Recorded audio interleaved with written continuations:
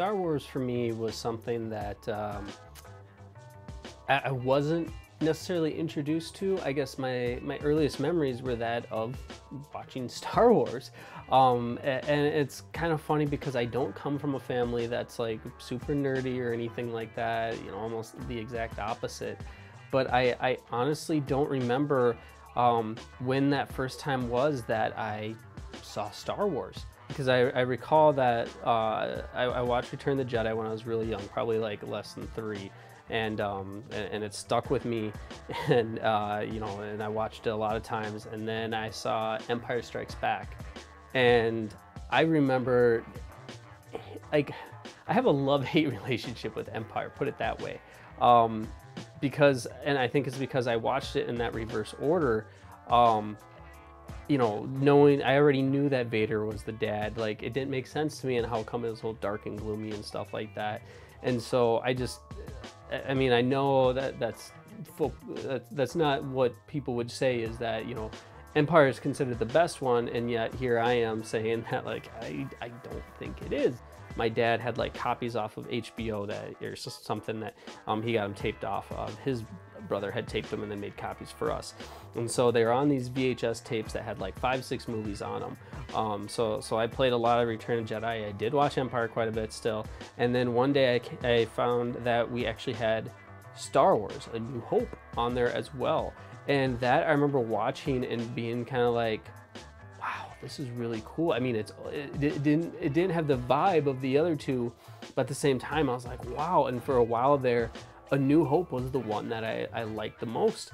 And really, I think as a whole, story and everything, I think New Hope is the best, like, story, most well-rounded film of them all. I first got into Star Wars when I was really young, maybe 5 or 6.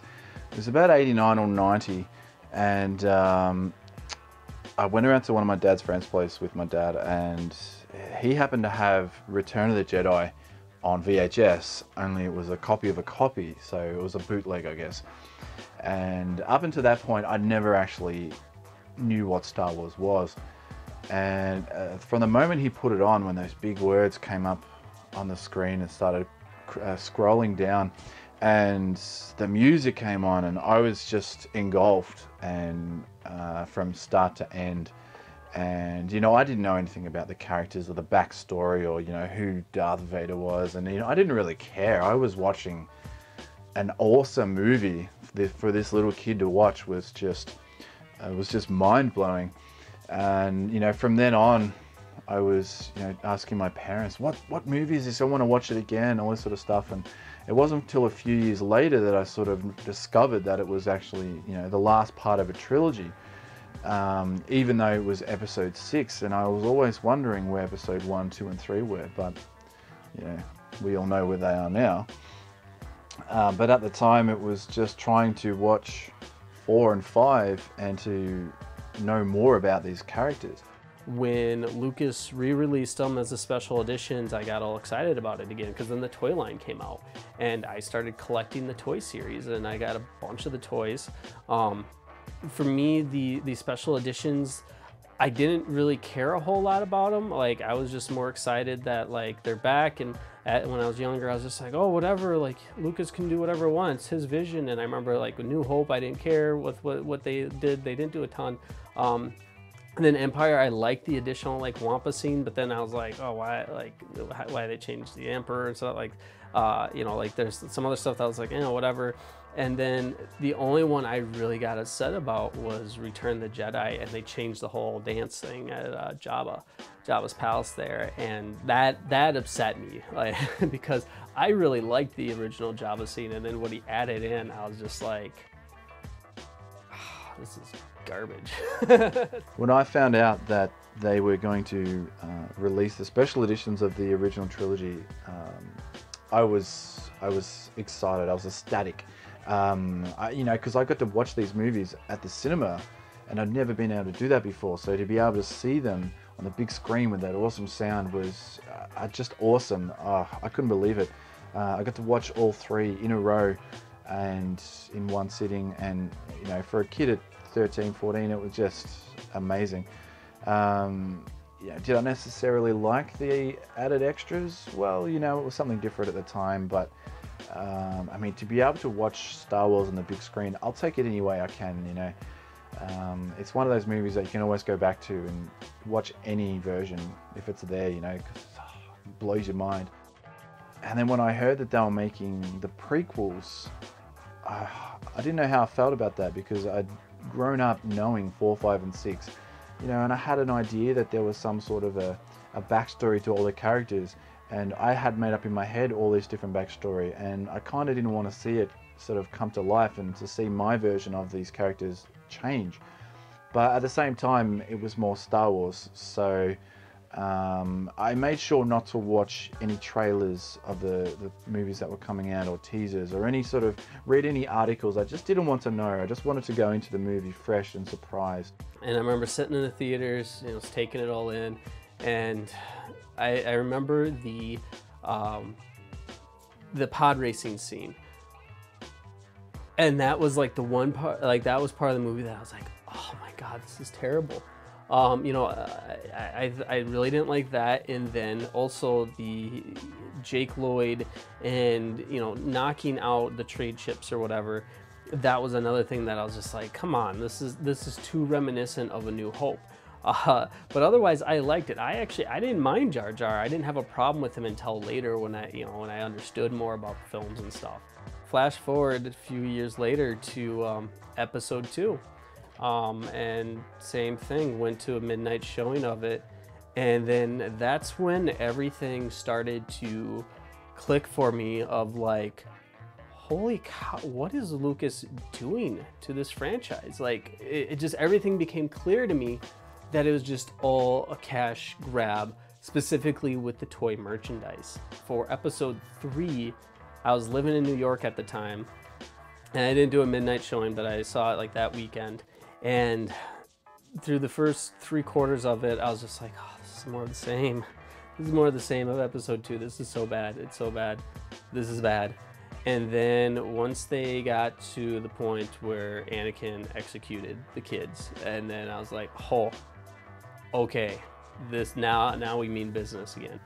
Prequel movies, how I felt about those when I saw them, you know, I was glad to be watching Star Wars again, but you know, I mean, I can find good things about those 3 movies. There are certainly some good things, but there's probably more bad things than there are good. I mean, as a whole, I like them.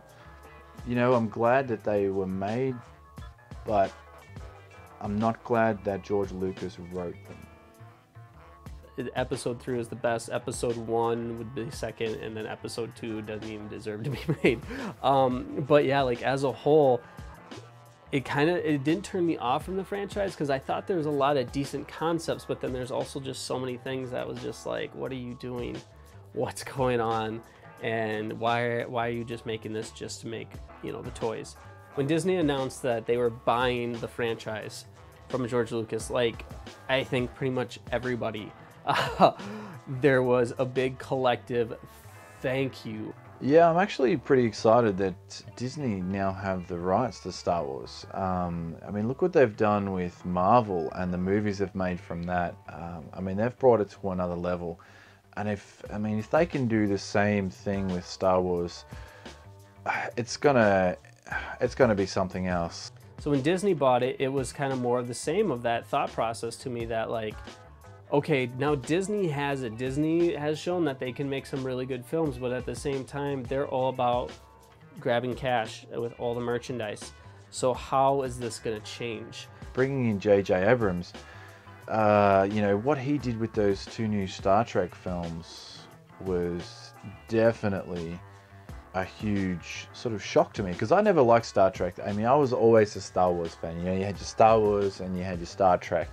And I was Star Wars. I didn't like Star Trek, but I like those 2 movies. You know, I thought he brought a lot to it, and even if he can do, you know, half as well with this movie as what he did with those Star Trek films, I'm going to be impressed. And it's just because it's Star Wars. It's an already established brand that I love so much, and you don't really have to do much with it for me to fall in love with it. Immediately, I was one of the people that said, oh great, we're gonna get Star Trek. I think Abrams is a solid director. I don't like, and with Star Trek he knew nothing about, and I think that's what was kind of interesting, is that he was truly given an original take on stuff. Like, he wasn't a fanboy. Star Wars he's a fanboy of, and like I haven't seen anything of his that like just blew me away. There's a lot of stuff I was like, there's a lot of good, but nothing has totally blown me away.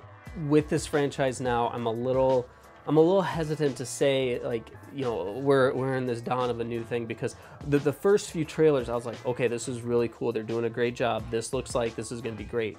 And now they're releasing all these other TV spots and everything, and it just has me back to like, oh no, you're going to ruin everything. And now it's back to, you know, grabbing as much cash as possible.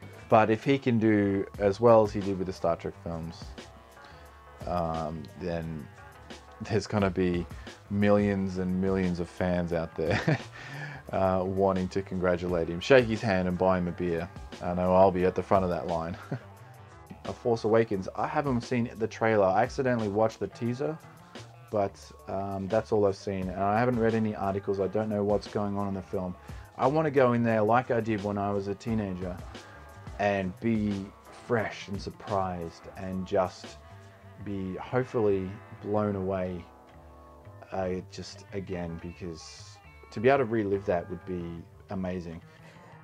I'm going in with the concept that this could be terrible, and from what I've already seen with the trailers, they already kind of have me thinking that they're gonna do a little too winky storylines, and like, oh, see we brought this in, see, it's still Star Wars. I'm excited to see what they're gonna do with it. I really hope that they don't mess it up, and I hope that, you know, they take from what Lucas did with the prequels and improve upon that.